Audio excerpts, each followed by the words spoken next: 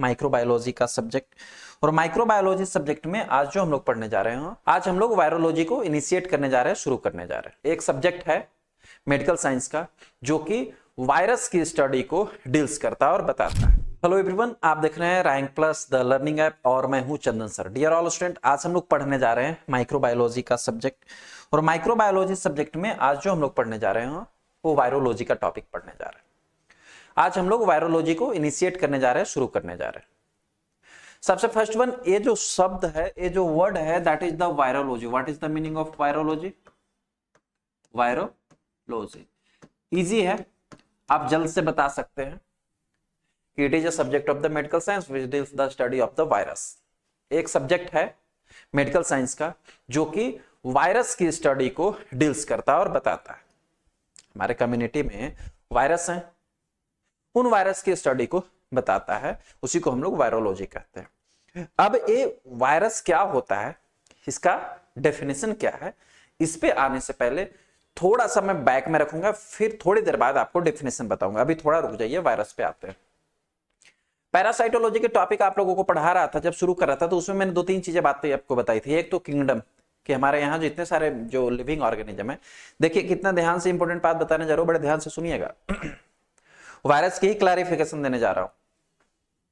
हमारा जो पूरा कम्युनिटी है, इन्वायरमेंट है, इसमें 5 किंगडम बनाए गए: Monera, protista, fungi, Animalia and the Plantae.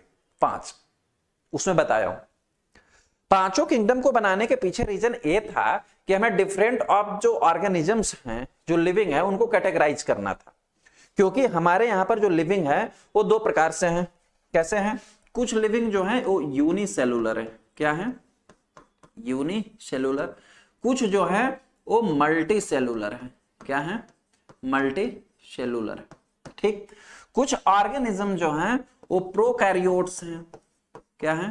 Prokaryotic हैं। कुछ जो है वो यूकैरियोटिक है। यूकैरियोटिक। ठीक है, थोड़ा सा इसके बारे में आज भी बात करता हूं, फिर आगे बढ़ूंगा। इसी से मेन मुझे समझाना है। हालांकि इसकी बात हमने उस पैरासाइटोलॉजी के फर्स्ट क्लास में की थी। यूनिसेलुलर माइक्रो ऑर्गेनिज्म का मतलब क्या है? वैसे माइक्रो ऑर्गेनिज्म जो सिंगल सेल से मिलकर बने होंगे। मल्टी सेलुलर ऑर्गेनिज्म का मतलब क्या है? वैसे ऑर्गेनिज्म, वैसे लिविंग जो कि मल्टीपल सेल्स, बहुत सारे सेल से मिलकर बने होंगे। यूनिसेलुलर का एग्जांपल जैसे आप याद रख सकते हो कि बैक्टीरिया, जैसे कि फंगस, जैसे कि प्रोटोजोआ, पैरासाइट है, यूनिसेलुलर है। मल्टीसेलुलर में आप याद रख सकते हो, जैसे कि मल्टीसेलुलर में हेलमिंथ, पैरासाइट है। ह्यूमन मल्टीसेलुलर है, एनिमल मल्टीसेलुलर है। ठीक है, ये बात क्लियर हुई। दूसरा पार्ट आता है प्रोकैरियोटिक एंड यूकैरियोटिक। आप जरा सा यहां से ढूंढिएगा, प्रोकैरियोटिक ऑर्गेनिज्म किनको बोलते हैं? Prokaryotic organism are the unicellular organism which have not a definite cell wall as well as lack of the cell organelles। Prokaryotic organism उन टाइप के यूनिसेलुलर ऑर्गेनिज्म को बोलते हैं जिनमें ना तो सेल वॉल डेफिनेटली प्रेजेंट होता है और ना ही अनदर को जो सेल्स के ऑर्गेनेल्स होते हैं वो प्रेजेंट होते हैं। उनको प्रोकैरियोटिक बोलते हैं। जबकि यूकैरियोटिक माइक्रो ऑर्गेनिज्म या यूकैरियोटिक लिविंग उन्हें बोलते हैं, not a micro organism, eukaryotic living उन्हें बोलते हैं जो कि आइदर यूनिसेलुलर भी हो सकते हैं या मल्टीसेलुलर भी हो सकते हैं, जिनके सेल्स के अंदर complete definitely cell wall present होगा एज वेल एज सेल्स के ऑर्गेनेल्स प्रेजेंट होंगे। उनको बोलेंगे यूकैरियोटिक माइक्रो ऑर्गेनिज्म या eukaryotic living. Eukaryotic living unicellular भी हो सकता है, मल्टीसेलुलर भी हो सकता है। बस फर्क क्या होगा कि जो यूनिसेलुलर यदि यूकैरियोटिक होगा तो उसमें complete definite cell wall present होगा, सेल ऑर्गेनेल्स प्रेजेंट होंगे। यदि यूनिसेलुलर प्रोकैरियोटिक होगा तो उसमें डेफिनेट सेल वॉल नहीं प्रेजेंट होगा। ये डिफरेंस होता है। इतनी सी बात आपको समझ में आ गई होगी। अब मुख्य बात यहां पर आते हैं, जो यूनिसेलुलर माइक्रो ऑर्गेनिज्म हुए। अब हम लिविंग की बात छोड़ के थोड़ा माइक्रो ऑर्गेनिज्म पे आते हैं, जो इसकी अभी बात नहीं करने जा रहे हैं। जो यूनिसेलुलर माइक्रो ऑर्गेनिज्म है, यूनिसेलुलर माइक्रो ऑर्गेनिज्म का मतलब कि जो सिंगल सेल ऑर्गेनिज्म है, इनको जो है वो कॉम्प्लेक्सिटी के बिहाफ पे बांटा गया। कैसे? जैसे मैंने बोला कि यूनिसेलुलर यदि माइक्रो ऑर्गेनिज्म है तो ओ क्या हो सकता है, प्रोकैरियोटिक भी हो सकता है। क्या हो सकता है, प्रोकैरियोटिक भी हो सकता है। जैसे जैसे कि bacteria, bacteria is unicellular as well as prokaryotic organism. जैसे कि क्लैमाइडियाई, क्लैमाइडियाई यूनिसेलुलर है एंड प्रोकैरियोटिक। क्यों, क्योंकि इन दोनों के सेल्स सिंगल सेल से मिलकर बना हुआ है और इसमें डेफिनेट सेल वॉल नहीं प्रेजेंट है। यदि सेल वॉल प्रेजेंट भी है तो अनदर ऑर्गेनेल्स प्रेजेंट नहीं है ना। इनमें जेनेटिक मटेरियल जो है सिंगल सर्कुलर वे में प्रेजेंट है। ये सभी कैरेक्टरिस्टिक्स इनके हैं। यूनिसेलुलर है। अभी जस्ट एक स्टेटमेंट मैंने बोला कि यूनिसेलुलर माइक्रो ऑर्गेनिज्म को उनकी कॉम्प्लेक्सिटी के बिहाफ पे बांटा गया। जो कम कॉम्प्लेक्स है वो प्रोकैरियोटिक है। अब जैसे दूसरा अगर एग्जांपल मैं दे दूं कि यूनिसेलुलर ऑर्गेनिज्म ही जो है वो यूकैरियोटिक भी होता है। जैसे यूनिसेलुलर ऑर्गेनिज्म जो है यूकैरियोटिक का एग्जांपल मैं दे दूं, जैसे जैसे कि प्रोटोजोआ, जैसे कि फंगाई या फंगस, ये दोनों भी यूनिसेलुलर माइक्रो ऑर्गेनिज्म है बट क्या है, यूकैरियोटिक। यानी कि ये हमें बताता है, इससे हमें पता चलता है कि जो यूनिसेलुलर माइक्रो ऑर्गेनिजम्स हैं या जो यूनिसेलुलर लिविंग है उनको उनके कॉम्प्लेक्सिटी पे बिहाफ पे बांटा गया है और बांटा जा सकता है। अब आते हैं हम लोग वायरस पे। यहां पर हमने बात कर ली यूनिसेलुलर की यानी सिंगल सेल वाले की। वायरस भी जो होता है वो सिंगल सेल का ही है बट वायरस जो है, virus is not unicellular micro organism. Virus is not unicellular micro organism. बड़ी मैं इंपॉर्टेंट बात बोलने जा रहा हूं, इसको जरा ध्यान से सुन लेना। ये जो यूनिसेलुलर ऑर्गेनिज्म है, वायरस यूनिसेलुलर नहीं है और मल्टीसेलुलर तो है ही नहीं।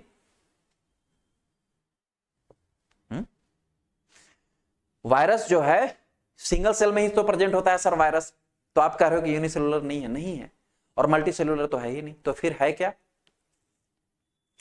वायरस क्यों नहीं है unicellular? Because of virus does not possesses the cellular organisation. क्योंकि वायरस में, यहां जरा ध्यान से सुनने वाली बात है, मैंने क्या बोला, लिविंग ऑर्गेनिज्म दो प्रकार के होंगे। अगर यूनिसेलुलर की ही मैं बात कर रहा हूं, मल्टीसेलुलर का भी बात नहीं कर रहा हूं, यूनिसेलुलर ही माइक्रो ऑर्गेनिज्म की मैं बात करूं तो दो प्रकार के हो गए, एक हो गए प्रोकैरियोटिक और एक हो गए यूकैरियोटिक। बट वायरस जो है ना तो यूनिसेलुलर है, ना प्रोकैरियोटिक है, ना यूकैरियोटिक है। ऐसा मैं कहूं कि वायरस जो है वो लिविंग है ही नहीं, ना लिविंग है ना नॉन लिविंग है। वायरस जो है ना लिविंग है ना नॉन लिविंग है, इन दोनों के बीच का है। कमाल है। वायरस जो है वो यूनिसेलुलर भी नहीं है, मल्टीसेलुलर तो है नहीं, ना प्रोकैरियोटिक ना यूकैरियोटिक है, ना लिविंग है ना नॉन लिविंग है। अगर प्रोकैरियोटिक या यूकैरियोटिक दोनों में से कोई एक हो जाता तब तो लिविंग हो ही जाता है ना, तब तो लिविंग सेल हो ही जाता। लेकिन इसको नहीं यूनिसेलुलर लिविंग ऑर्गेनिज्म क्यों कह रहे हैं? Because of virus does not possesses the cell organisation. क्योंकि वायरस के अंदर जो है, जो लिविंग होने के लिए सेल ऑर्गेनाइजेशन होना चाहिए वो होता ही नहीं है। That's why virus is not any unicellular, prokaryotic और यूकैरियोटिक। इसीलिए वायरस को किसी किंगडम में नहीं रखा गया, ये भी एक बात है। अभी क्या बात हो गई सर? यहां तो आप बता रहे हैं कि ना यूनिसेलुलर ना प्रोकैरियोटिक है, ना यूकैरियोटिक है, ना लिविंग है ना नॉन लिविंग, बीच का है। बीच का है का मतलब क्या है कि virus always exist in Twilight zone. उसको क्या बोलते हैं सर? Twilight zone. इसका मतलब क्या है? अभी मैंने बोला ना वायरस ना तो लिविंग है ना नॉन लिविंग है। जैसे ट्विलाइट जोन का मतलब होता है सांझ का समय। आपने शाम में देखा होगा जब सनसेट हो रहा होता है, जब शाम बिल्कुल सन ढल रहा होता है, सूर्यास्त हो रहा होता है, तो आकाश पूरा लाल रहता है। वो समय ना दिन है ना रात होता है, वो समय ना दिन है ना रात है, वो सांझ का समय है। ना उस समय को आप दिन कह सकते हो ना रात कह सकते हो। सेम वे उसी को बोला जाता है ट्विलाइट, वो ट्विलाइट टाइम है, उसी को बोला जाता है Twilight zone. Same way virus जो है वो ना लिविंग है ना नॉन लिविंग है, ट्विलाइट जोन में रहता है। और जब ये होस्ट के अंदर चला जाता है फिर ये अपनी प्रॉपर्टीज दिखाता है कि मैं क्या हूं। सोचो ये ना लिविंग है ना नॉन लिविंग है, तब तो इतना तहलका मचाया हुआ है पूरे संसार वर्ल्ड में, पूरे इंटायर ऑफ इस प्लेनेट की बात करें, जो मनुष्य है वो दो ही से डरता है, या आज तक दो लोगों से ही डरा है। एक तो भगवान से, जिसको आप यदि मानते हो तो, नहीं मानते हो फिर भी उसने डराया है, कई बार ऐसे आपदाएं लाया जो सबके डर भय क्रिएट कर दिया। और दूसरा, अगर यदि कोई इंसान डरा किसी से तो वो है वायरस से। उसका जीता जाता उदाहरण पिछले बार जो पैंडेमिक आया था कोरोना को, सबने देखा, कोरोना वायरस है। सोचो जब लिविंग रहता तो ये क्या करता, ना तो living non living, Twilight zone में रहता है। इतनी सी बात आपको समझ में आई होगी। अब मैं आता हूं, इसीलिए मैं पहले आपको समझा दिया कि ये ना तो यूनिसेलुलर माइक्रो ऑर्गेनिज्म, ना तो प्रोकैरियोटिक ना यूकैरियोटिक। तो अब इसका डेफिनेशन क्या होगा सर, व्हाट इज वायरस? देखना बड़ा सिंपल डेफिनेशन क्या लिखा गया है, viruses are the smallest obligate intracellular infective agent. इसमें नहीं लिखा कि viruses are the unicellular micro organism, ऐसा नहीं लिखा आपको।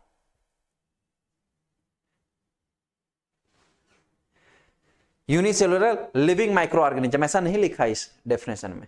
लिखा क्या गया, viruses are the smallest, virus जो है सबसे छोटे, सबसे स्मॉलेस्ट इन्फेक्शियस एजेंट होता है, इससे छोटा और कोई नहीं होता। इनफैक्टली वायरस जो होता है नैनोमीटर में मेजर किया जाता है, बैक्टीरिया से भी छोटे होते हैं वायरस। जब फिल्टर पेपर पे आप फिल्टर करोगे ना तो बैक्टीरिया ऊपर ही रह जाएगा, वायरस नीचे गिर जाएगा, क्योंकि viruses are the smallest infectious agent. Viruses are the smallest obligate intracellular infective agent. Obligate का मतलब वैसा infectious agent जो किसी और पे डिपेंड होगा, अपने नरिशमेंट के लिए, अपने सर्वाइवलेंस के लिए किसी और पे डिपेंड है, उसको ऑब्लिगेट बोलते हैं।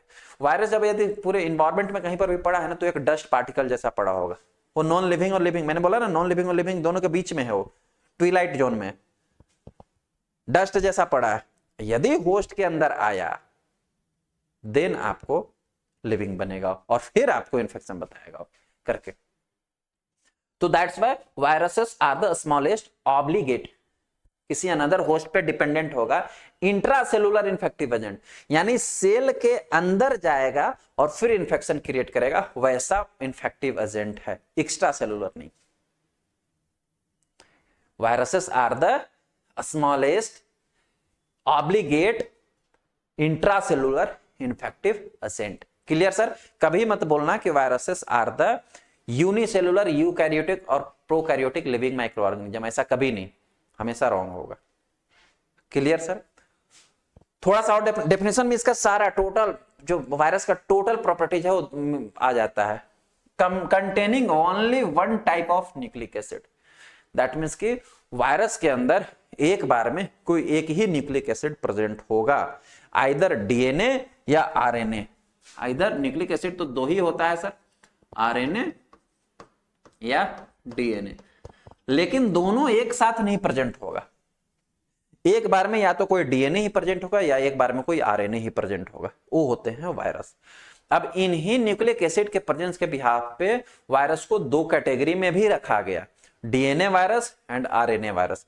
जिस वायरस के अंदर आरएनए न्यूक्लिक एसिड प्रेजेंट है वो उसको आरएनए वायरस बोलते हैं, जिस वायरस के अंदर डीएनए न्यूक्लिक एसिड प्रेजेंट है उसको डीएनए वायरस बोलते हैं। कुछ आप डीएनए और आरएनए वायरसेस के आप नाम भी याद रख सकते हो। ऊपर के जो वायरसेस है वो डीएनए वायरस है, pox virus, herpes virus, adeno virus, papova virus, parvo virus, ये डीएनए वायरस के एग्जाम्पल हैं। एज वेल एज नीचे के जो है वो आरएनए वायरस है, orthomyxo virus, paramyxo virus, bunya virus, picorna virus, reo virus, toga virus, rhabdo virus, these all are the example of the RNA virus. तो आप इनमें से कुछ डीएनए और कुछ आरएनए वायरस के नाम याद रख सकते हैं। क्लियर है सर? इतनी सी बात आपको समझ में आई कि वायरस क्या चीज होता है, क्या इसका डेफिनेशन होता है। डेफिनेशन के कुछ सार और भी दिए गए हैं, मैंने बताया था अभी जस्ट कि viruses have not a cellular organisation, यानी इस वायरस के अंदर कोई सेलुलर ऑर्गेनाइजेशन नहीं होता है, इसीलिए तो हम इसको कंप्लीट लिविंग ऑर्गेनिज्म नहीं बोल रहे।